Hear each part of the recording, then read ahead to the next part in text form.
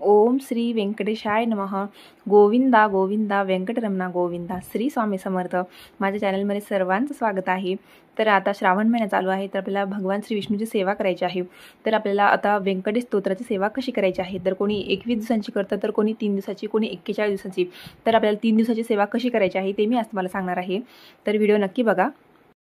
ज्या घरात व्यंकटेश स्तोत्राची सेवा होते त्या घरात भगवान श्री हरिविष्णू आपल्यासोबत असतात. तर जिथे भगवान श्री विष्णूची सेवा होते तिथे माता लक्ष्मी अखंड वास करत असते. त्यामुळे आपल्याला भगवान श्री हरिविष्णूची ही आपल्याला सेवा करायची आहे आणि श्रावण महिन्यात केलेली अतिउत्तम असते. त्यामुळे आपल्याला व्यंकटेश स्तोत्राची जी सेवा आहे तर आपल्याला ही 3 दिवसाची सेवा करायची आहे.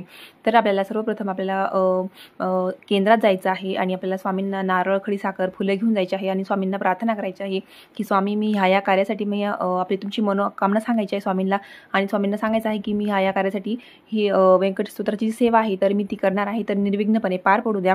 आणि स्वामींना आपल्याला नमस्कार करून यायचा आहे.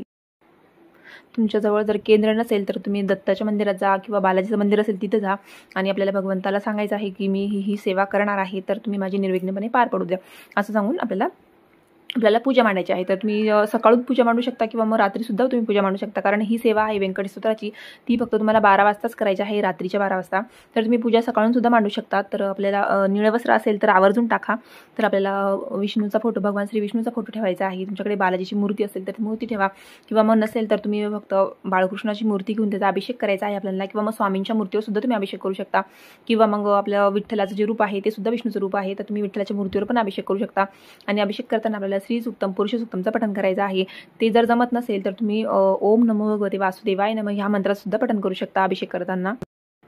तर व्यंकटेश स्तोत्र जे आहे तर हे देवीदासांनी रचलं होतं, कारण देवीदास हे भगवान श्री विष्णूचे भक्त होते. त्यांच्या घरात 18 वर्ष दरिद्री होती आणि त्यांनी भगवान विष्णूची सेवा करावी म्हणून त्यांनी सेवेला सुरुवात केली. तर त्यांनी रात्री 12 वाजता या सेवेला सुरुवात केली आणि ती सेवा सुरू करत असताना त्यांच्या बायकोला असं स्वप्न पडलं की देवीदास यांच्या डोक्यावरती नाग आहे. तर असं त्यांच्या स्वप्नात आलं आणि त्या जाग्या झाल्या तर बघते तर काय की खरोखर त्यांच्या डोक्यावरती नाग होता. तो नाग त्यांनी बाजूला केला आणि त्या नागाला स्पर्श केल्याने त्या बेशुद्ध पडल्या. तर जेव्हा देवीदासांची सेवा संपली त्यानंतर त्यांनी बघितलं तर काय की त्यांची पत्नी सुद्धा बेशुद्ध पडल्या होत्या आणि जो नाग होता तो सोन्याचा झाला होता. तर थोडक्यात काय की ज्या घरात व्यंकटेश स्तोत्राची सेवा होते त्यांचं 18 वर्ष दारिद्र्य कमी झालं होतं. त्यामुळे ही सेवा देवीदासांनी रचली आहे. तर बऱ्याच यांना याचे अनुभव आलेले आहे. तर शारीरिक त्रास, मानसिक त्रास, आर्थिक अडचणी, कर्ज वाढलेलं असेल, नोकरी लागत नसेल, तर अशा अनेक ज्या समस्या आहे, संतान प्राप्तीसाठी ज्यांना मूलबाळ होत नसेल तर त्यांनी ही सेवा आवर्जून करावी आणि रात्री शार्प 12 वाजता करायची आहे. तर आपल्याला काय करायचं आहे, रात्री 11:30 तुम्ही सगळं आवरून ठेवायचं आहे. पूजा मांडणी सकाळी करून ठेवली तरी चालेल आणि रात्री आपल्याला 11:15 वाजता आपल्याला आंघोळ वगैरे करून शुचिर्भूत आपल्याला बसायचं आहे. तर आपल्याला जे व्यंकटेश स्तोत्र आहे तर मराठीमध्ये पण आहे आणि याच्यामध्ये संस्कृतमध्ये आहे. तर मराठीतलं जे आहे तर त्याला खूप वेळ लागतो, 2-3 तास लागू शकतात. तर तुम्ही संस्कृतमध्येच वाचा, कारण संस्कृतमध्ये फक्त 20 मिनिटं किंवा अर्धा तास जास्तीत जास्त लागू शकतो. तर आपल्याला काय करायचं आहे, व्यंकटेश स्तोत्र जे आहे आपल्या नित्य सेवेमध्ये दिलेलं आहे. तर 1 ते 8 ओव्यांपर्यंत आपल्याला जे संस्कृतमध्ये आहे ते म्हणायचं आहे. तर 1 ते 8 ओव्यांपर्यंत आपल्याला 20 वेळेला म्हणायचं आहे आणि त्याच्यानंतर आपल्याला 21 वेळेला जे आहे तर आपल्या फलश्रुती सहित म्हणायचं आहे. म्हणजे पूर्ण जे पेज आहे तर ते पूर्ण म्हणायचं आहे. तर ते फक्त 20 ते 30 मिनिटं लागू शकतात. तुम्ही जर मराठीत वाचलं तर 1 ते 80 ओव्यांपर्यंत तुम्हाला 20 वेळेला म्हणायचं आहे आणि त्याच्यानंतर 21व्या वेळेला पूर्ण म्हणायचं आहे. म्हणजे फलश्रुती सहित. फलश्रुती फक्त शेवटला घ्यायची आहे, 21व्या वेळेला घ्यायची आहे. आणि जेव्हा तुम्ही व्यंकटेश स्तोत्राची सुरुवात करशाल पहिल्या दिवशी तुम्हाला स्वामीस्तवन घ्यायचं आहे, स्वामींचा नामजप करायचा आहे 108 वेळा. त्यानंतर आपल्याला सुरुवात करायची आहे. एक तुपाचा दिवा जाळा आणि एक तेलाचा दिवा, अखंड दिवा लावायचा आहे. तुम्हाला दिवा विझू द्यायचा नाहीये तोपर्यंत. आणि त्या दिवशी तुम्हाला ब्रह्मचर्य पाळायचं आहे. तुम्ही जितक्या दिवस सेवा करणार आहात तितक्या दिवस तुम्हाला ब्रह्मचर्य पाळायचं आहे. आणि घरामध्ये मांसाहार करायचा नाहीये, तुम्ही तर करायचंच नाहीये, पण घरातला कोणालाही मांसाहार करू द्यायचा नाहीये आणि परान्न घ्यायचं नाहीये. आपल्याला जोपर्यंत आपली सेवा चालू आहे तोपर्यंत आपल्याला परान्न घ्यायचं नाहीये. आणि सेवेला बसताना आपल्याला स्वच्छ धुतलेलेच कपडे घालायचे आहे. कोरे वस्त्र घातले तर अगदी चांगलं, पण आपल्याला स्वच्छ धुतलेले कपडेच घालायचे आहे. आणि सेवा सुरू करण्याआधी आपल्याला संकल्प करायचा आहे. आपल्याला हातामध्ये हळदी, कुंकू, अक्षता घेऊन, फूल घेऊन आपल्याला संकल्प करून घ्यायचा आहे की आपलं गोत्र सांगून, आपलं नाव सांगून आपल्याला आपली इच्छा सांगायची आहे की मी ह्या इच्छेसाठी करत आहे. तर आपल्याला संकल्प करायचा आहे. तर संकल्प केल्यानंतर आपल्याला व्यंकटेश स्तोत्राला सुरुवात करायची आहे. तर व्यंकटेश स्तोत्र जे आहे तर आपल्याला 21 वेळेला म्हणायचं असतं. तर आपण एखाद्या काडीची पेटीच्या काड्या 21 मोजून घ्यायच्या आहे किंवा तुम्ही गव्हाचे दाणे 21 मोजून घ्या, म्हणजे मोजता येतील आपल्याला. तर आपल्याला 20 वेळेला 8व्या ओळीपर्यंत म्हणायचं आहे आणि 21व्या वेळेला आपल्याला पूर्ण घ्यायचं आहे फलश्रुती सहित.